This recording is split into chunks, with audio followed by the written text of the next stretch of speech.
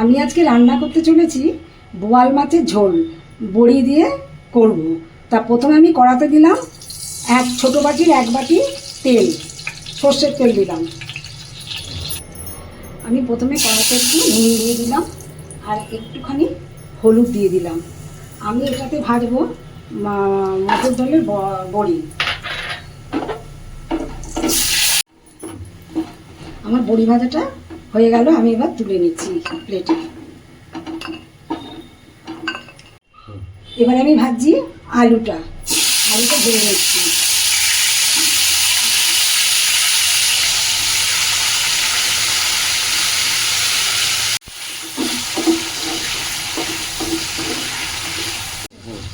এবার আমি যে ডালের বড়িটা ভেজেছিলাম সেটা আমি একটা জলের বাটির মধ্যে রেখে দিচ্ছি, কেন বড়িগুলো ভিজে একটু নরম হয়ে যাবে, তাহলে আমার কোনো রান্না করতে অসুবিধা হবে না। এবার আমি গ্যাসটা কমিয়ে দিয়ে এবার আমি আলুগুলো আস্তে আস্তে তুলে নিচ্ছি।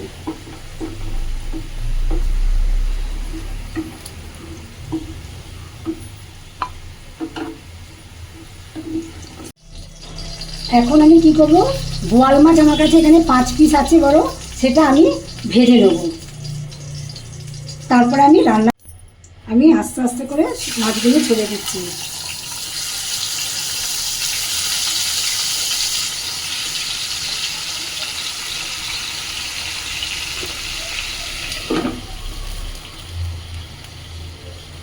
এবারে আমি মাছের ঢাকনাটা একটু খুলে দেখছি মাছটা কীরকম হয়েছে। আমি এবার একটু মাছটাকে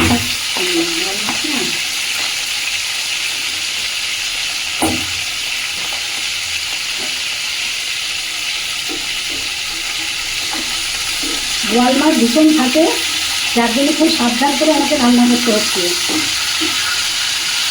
মাছগুলো আমি একটু উল্টে দিলাম। সামনে একটা ঢাল নিয়ে দাঁড়িয়ে আছি, দেখুন, যাতে আমার গায়ে ছিটে না আসে।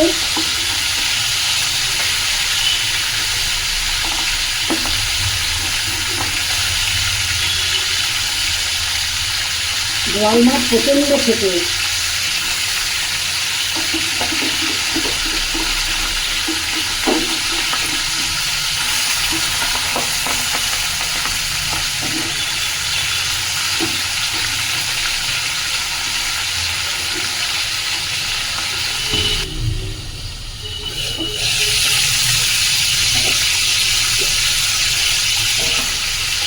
এবার আমি মাছটা আমার ভাজা হয়ে গেছে, আমি এবার তুলে নিচ্ছি।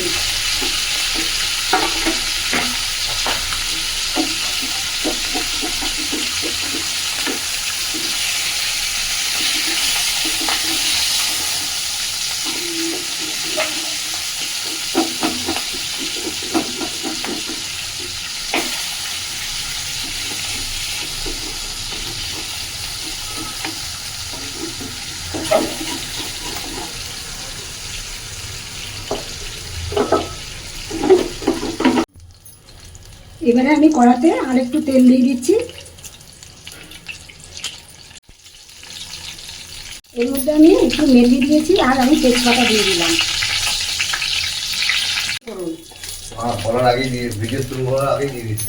ভিডিও শুরু বন্ধ করুন।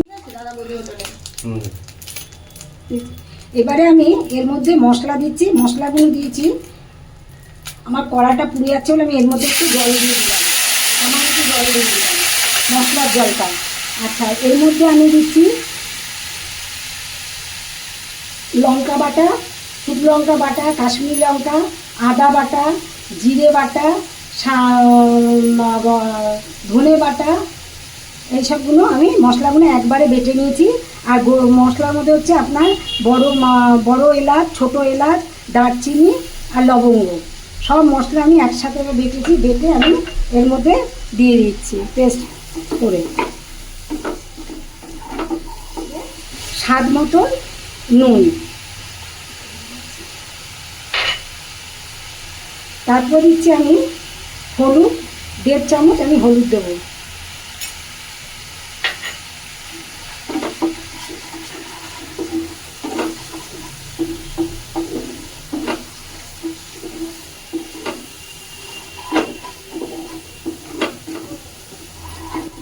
মশলাটা আমি কষছি ভালোভাবে, যতক্ষণ তেল না ভেসে উঠবে ততক্ষণ আমি মশলাটাকে কষে যাব।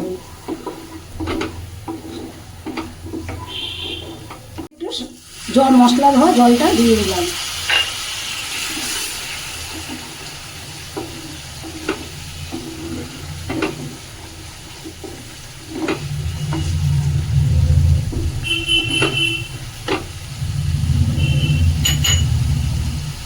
এবারে দিচ্ছি আমি মশলার মধ্যে স্বাদ অনুসারে নুন, স্বাদ অনুসারে চিনি,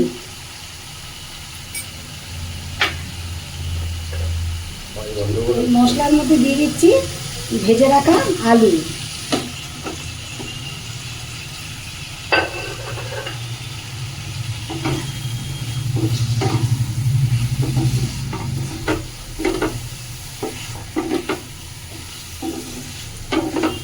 আলুটাকে আমাকে ভালোভাবে কষতে হবে যতক্ষণ না সেদ্ধ হয়। সেদ্ধ হলে তারপর তেলটা বেরিয়ে এলে আমি তখন এর মধ্যে জল দেবো। এবারে আমি এর মধ্যে ছোটো বাটি 1 বাটি জল ঢেলে দিলাম।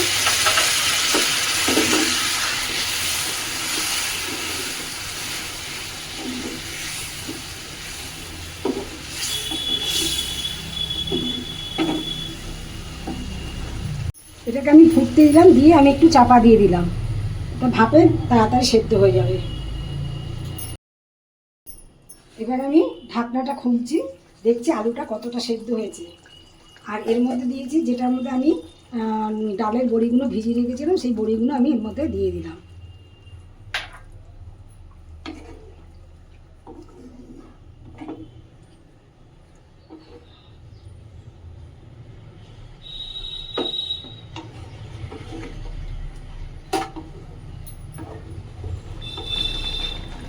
এবারে আমি এর মধ্যে মাছটা ঝোলের মধ্যে ছেড়ে দিচ্ছি।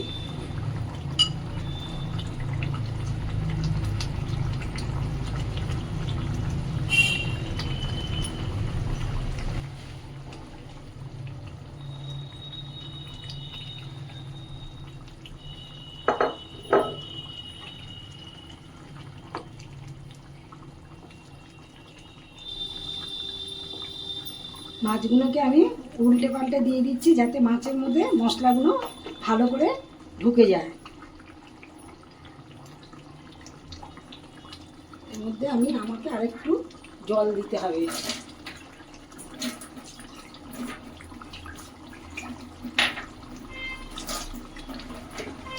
আমি মাছের মধ্যে আরেকটুখানি জল দিয়ে দিচ্ছি, ব্যাস।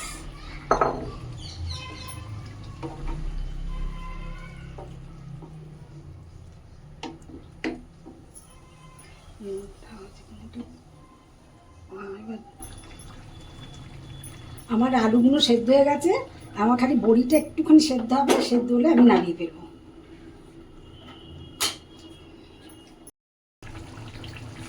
আমার মাছটা হওয়ার পথে আমি এবারে বড় চামচের 1 চামচ আমি ঘি দিয়ে দিয়েছি।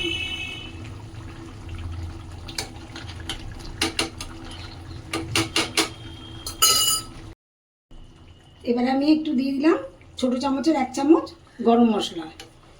আমার মাছটা হয়ে গেছে রান্না, আমি এবারে আস্তে আস্তে নামিয়ে ফেলবো।